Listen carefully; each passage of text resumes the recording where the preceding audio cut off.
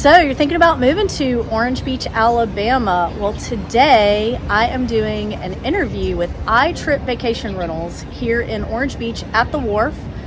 Awesome location, and this is a fantastic rental management company. They launched in 2010, but they have experience in the rental management going back to the 90s. And they have 190 properties that they manage. So I feel like they are going to be an excellent source of information for you guys. We want you to understand, especially if you're looking to buy a investment property or a second home that you want to rent out while you're not down here. There's some things that you really need to know. So I can't wait for you to watch this video. Let's go check it out.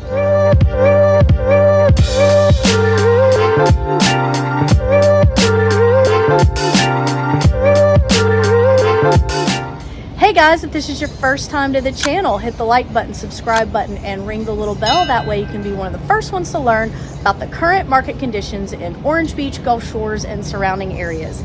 My name is Aileen Fountain, along with my partner Andy Hollis and our entire team. We do these videos each and every week just to be informative, just to let you know what it's like to actually live at the beach. So whether it's 9 days or 90 days from when you're thinking about making your move, give us a call, shoot us a text, email us, set up a Zoom. We'd love to meet with you face to face. We get calls, texts, and emails from people just like you every single day, and we absolutely love it. So as I mentioned, we are getting ready to go into ITRIP Rental Vacations at the Wharf, and we are going to interview their owner relations person, Kathy.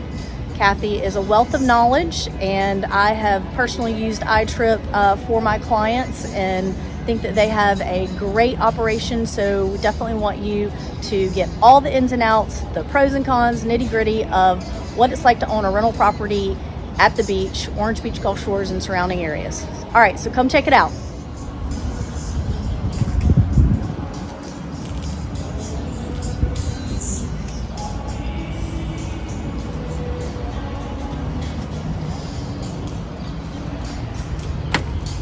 Hey guys, so as I mentioned, we are here with Kathy at ITRIP Rental Vacations. Hi Kathy. Hi Aileen.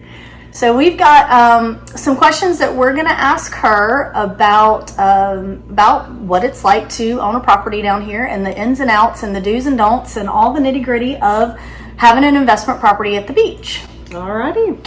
So I've mentioned before, you guys have been in business since 2010. You've got 190 properties in your rental portfolio, and you are owner relations. I am owner relations, business development. I handle the relationship with our owners. So tell me, in layman's terms, what does that mean and what do you actually do? So it starts with bringing new owners into our circle of friends, bringing them in, educating them on vacation rentals, what to expect, some of the obstacles that you may face.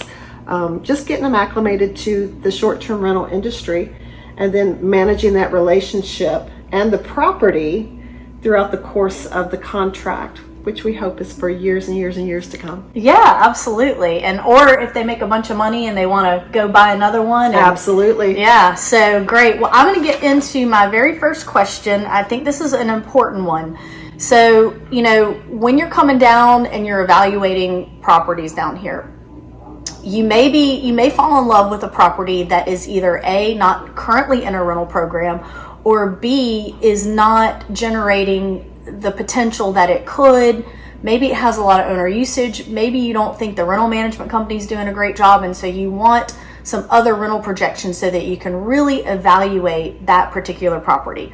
So my question is, what is important to consider when a buyer is using rental projections to determine the potential rental revenue?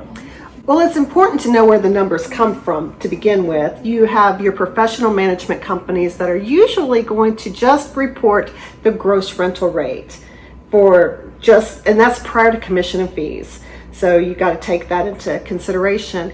If you have a letterhead on it, you know that came from a professional company. You know that's probably just gross rental. If there's no letterhead, it's a spreadsheet, it could potentially be your rent, your lodging taxes, your cleaning fees, anything that that self-managing owner would have collected from Airbnb and VRBO, because they're responsible to pay their own lodging taxes, pay their housekeepers, pay those fees out. So just know what the numbers consist of. Don't be scared to ask that question and get down to the nitty-gritty of what the true rental rate is prior to commission. Sure. But sometimes, we go out and we get these rental projections, and some companies are going to they want to gain your business, so they're going to put a really high projection on there to get you excited. Some companies are going to be super conservative and probably be on the lower side. Do you see that as well? I see it a lot. There'll be, again, it's just knowing where the projection came from, and then knowing if that's a reputable company. We do our rental projections based on the current market conditions. We also have access to data over the last 3 years, so we take that into consideration.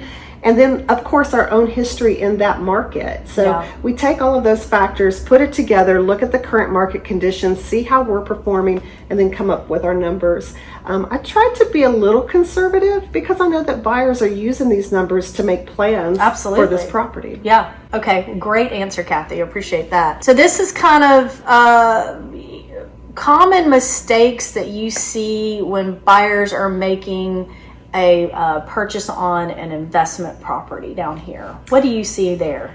Oh, wow. So there's a lot of properties on the market, that's for sure. And, making that initial investment, I get it. You've put a lot of money down on it. You're, hoping to recover some of that back. But if it needs updates, it needs to happen on the front end. Okay. There's a lot of new properties. There's brand spanking new properties on the market, and they're still coming. We have over 17,000 vacation rentals in Baldwin County. Can you believe that? Unbelievable. So that's in Baldwin County? That's in Baldwin County, with the majority of them being on the beach. Of course. So when you're competing with those new properties and updated properties, you don't have a year. You want to start making the most money now and continue to make the income. So go ahead and make the updates. Go ahead and paint the lime green walls. Go ahead and replace the sofa. Those things are going to matter, and it's hard to get over that hurdle of a bad review after you've made the update. That's a great point, Kathy. So a lot of these vacationers, they're going off of pictures and reviews, and I have long since told my clients when we're looking at property, there's a lot of little things that you can do that are not going to break the bank, that are going to give you a great return on your investment. And some of it is just a fresh coat of paint. Some fresh bedspreads and pillows and decorative things to touch up the unit. Things like hanging a flat screen TV versus having absolutely. The flat panel TVs are just, that's really going to update and elevate a property. Yeah, get a smart TV, hang it on the wall, get a bigger TV than you think you should really be, a couple inches bigger than you think it's going to be, because people love that, and they're looking at these pictures, and if it's got a clean, sleek, look, and not this clunky TV stand with a TV sitting on top of it that's too small for it or too big for it. Those things matter, and they don't cost that much to do. No, they don't. They don't. And we help our owners with that. So you do. If they join our program and they need some help getting started, we'll go in, we'll assess the needs.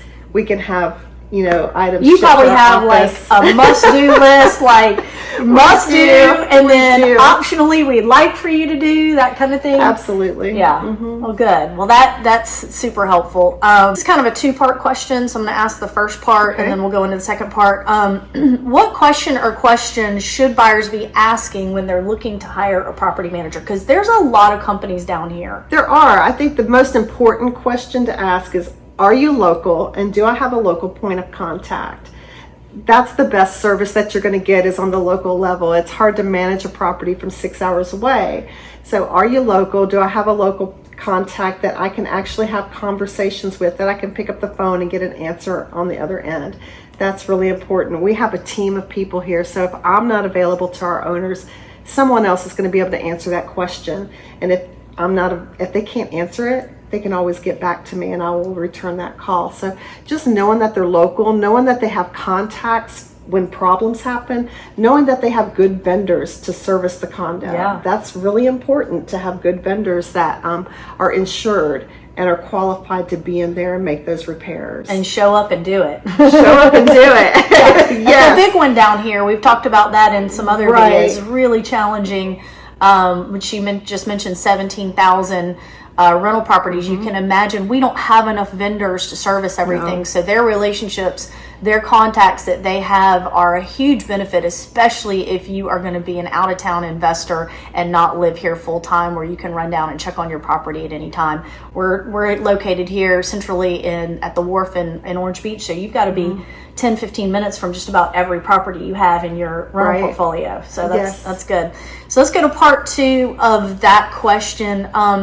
Let's discuss some differentiating factors between property management companies and what should be considered or should be aware of. So it's an investment property, so obviously you want to make the most on your investment.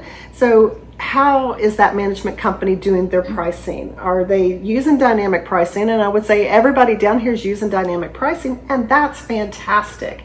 However, dynamic pricing is usually done on the automated level, Right. through Airbnb and VRBO, and most systems are doing it automated. It's automated. We have a rate analyst in our office. She looks at rates and occupancy on a daily and weekly basis. Wow. She's constantly looking at it, and she gets ahead of the market so that she can raise that rate when occupancy is coming. She's going to raise the rate, and if it's not there, then we need to drop it now. Absolutely.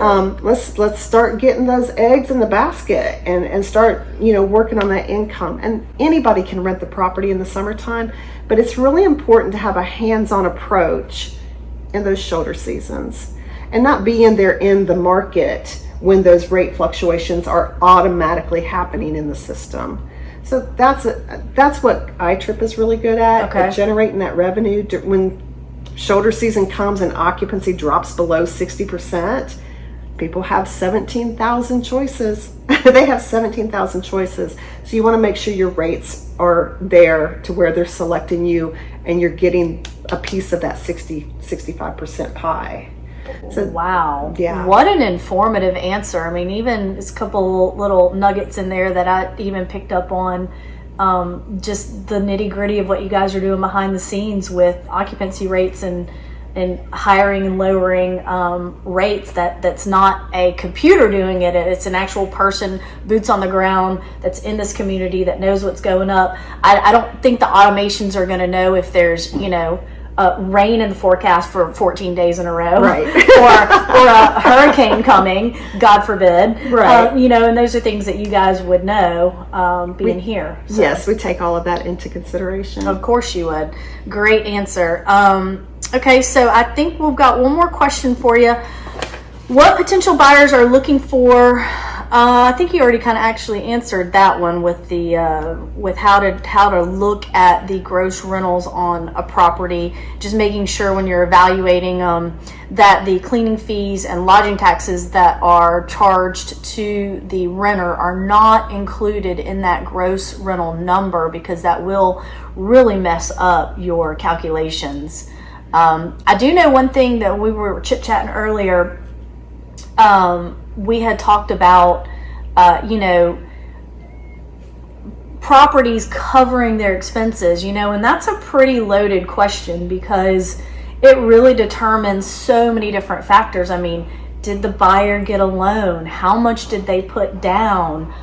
Did they buy a brand new property that's a 5-bedroom, 5-bath? I mean, right. Was it their first property and they only put 20% down? So those things are going to fluctuate, or they're going to really have an impact on your net income. So you can't, there's no way to evaluate that except for on a case-by-case situation. Absolutely. Which is why somebody's really got to have a good rental property management company evaluating those potential rental numbers so that they can really see, is this going to offset my overhead or not? And a lot of times if you're not putting a big chunk down, it's not going to completely pay for itself, because why?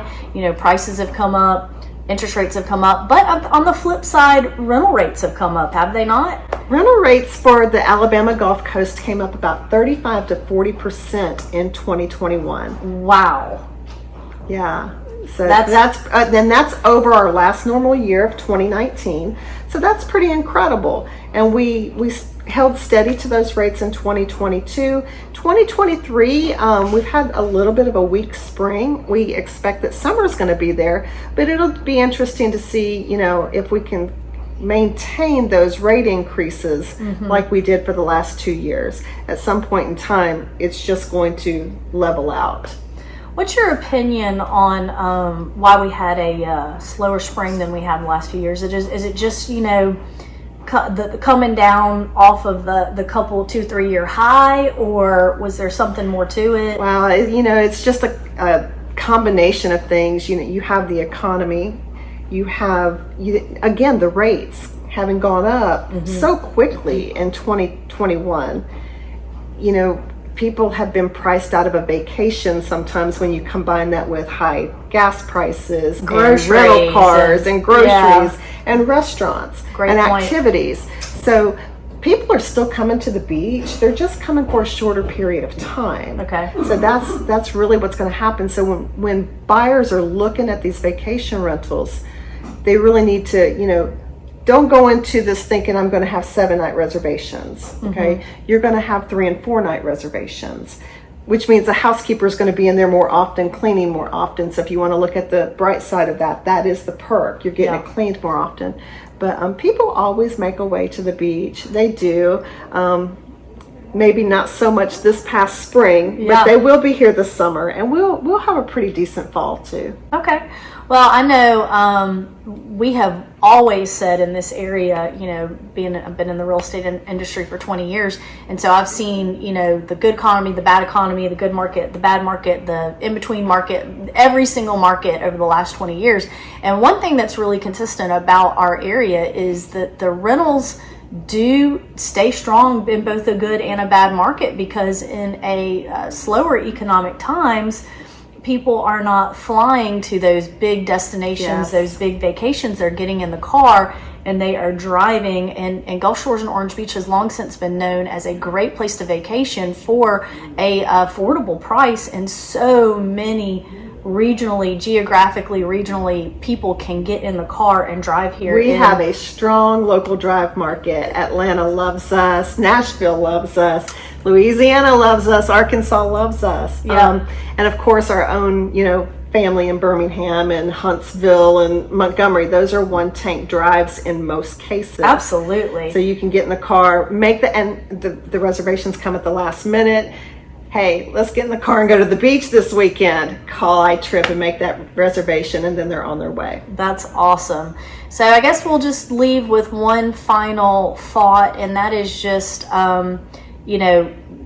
when you're purchasing an investment or second home that you are going to rent out, just be conservative in your approach, in the sense that, as she mentioned, there are things that are out of everyone's control, be it the weather, be it a shift in economics, it could be a lot of different factors. So you do want to be really comfortable with, you don't want to overextend yourself when buying that, especially if it's your first investment property. But there's a lot of people that are been investing down here for many, many years, and they're very comfortable with what it can do. They're very comfortable with if they do have one bad season, it doesn't hurt them, because they know the next season's going to be great. So that would be my final note. Any final notes from you, Kathy? I think you hit the nail on the head. Just be comfortable making that purchase, and know that it's not always going to be a banner year. Right. It is going to level off,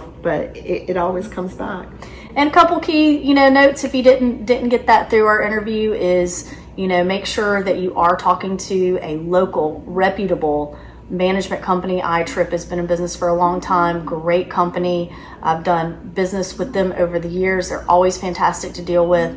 Of course, you want a local, knowledgeable, professional real estate agent helping you with this decision as well. Buying an investment property is not something that a lot of realtors not all realtors have experience with, I should say. So just make sure that you're getting the right professionals helping you. And we really hope you enjoyed the content of this video. That's going to just about do it for today's video.